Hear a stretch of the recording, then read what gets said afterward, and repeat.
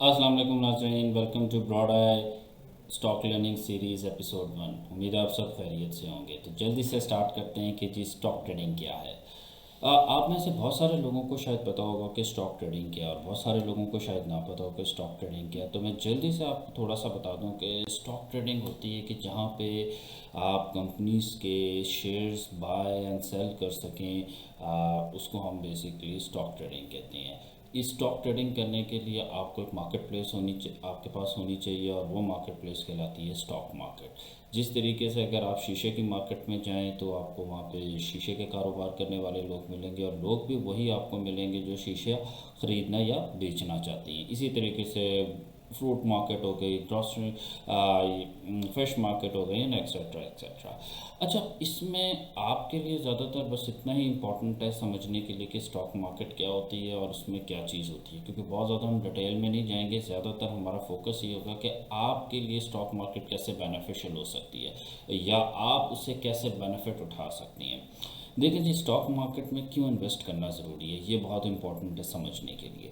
तो stock market के अंदर इसलिए ज़रूरी है इन्वेस्ट करना, क्योंकि जो रेट ऑफ रिटर्न आपको स्टॉक मार्केट से मिलता है शायद वो आपको बैंक भी नहीं देता। बैंक में आप एक अमाउंट रखवाते हैं 6 महीने, साल, 1500, वो एक फिक्स अमाउंट होती है और वो उसी के लिए आपने सारा वक्त उसी वही अमाउंट आपको एज ए रिटर्न मिलेगी।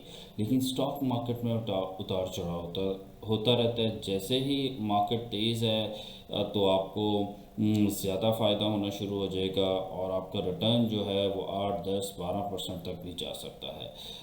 लेकिन obviously on the other hand risk भी होता है, लॉस भी हो सकता है, लेकिन ये दोनों चीज़ें साथ चल रही होती हैं। लेकिन आप कमा भी सकते हैं, आपको नुकसान भी हो सकता है। लेकिन अगर आप समझदारी के साथ स्टॉक मार्केट के अंदर इन्वेस्टमेंट करेंगे तो आपको बहुत फ़ायदा होगा। अच्छा जी, अब इसमें अगली चीज़ ये है कि जी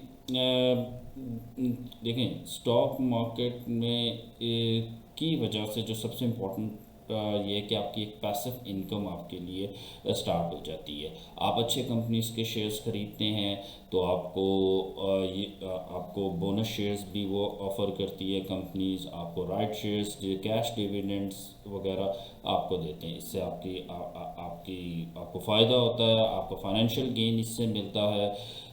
सिमिलरली आप जो है स्मॉल स्केल से भी इन्वेस्टमेंट स्टार्ट कर सकते हैं, आप ह्यूज स्केल से भी इन्वेस्टमेंट कर सकते हैं। ये it's all up to you.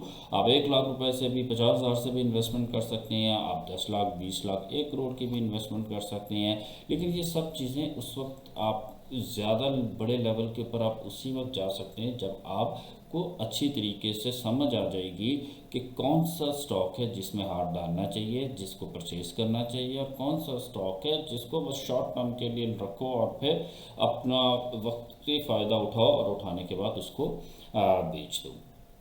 तो ये ज़्यादा इम्पोर्टेंट है। हम आने वाले दिनों में आपको सारी डिटेल बताएंगे कि जी कौन सा स्टॉक आपके लिए अच्छा है, किस सेक्टर के अंदर आपको मैक्सिमम लेवल पे गेन मिलता है, और कौन कौन सी कंपनीज हैं जिसके वक्त हर वक्त आपको अपनी नज़र रखनी चाहिए, उसके शेयर्स, कौन कौन सी कंपनीज हैं जो रेगुलर बेसिस के ऊपर डिविडेंड वगैरह ऑफ़र करते हैं। तो ये सारी चीज़ें आपको इंशाल्लाह ताला हम आपको आने वाली वीडियो में बताएंगे।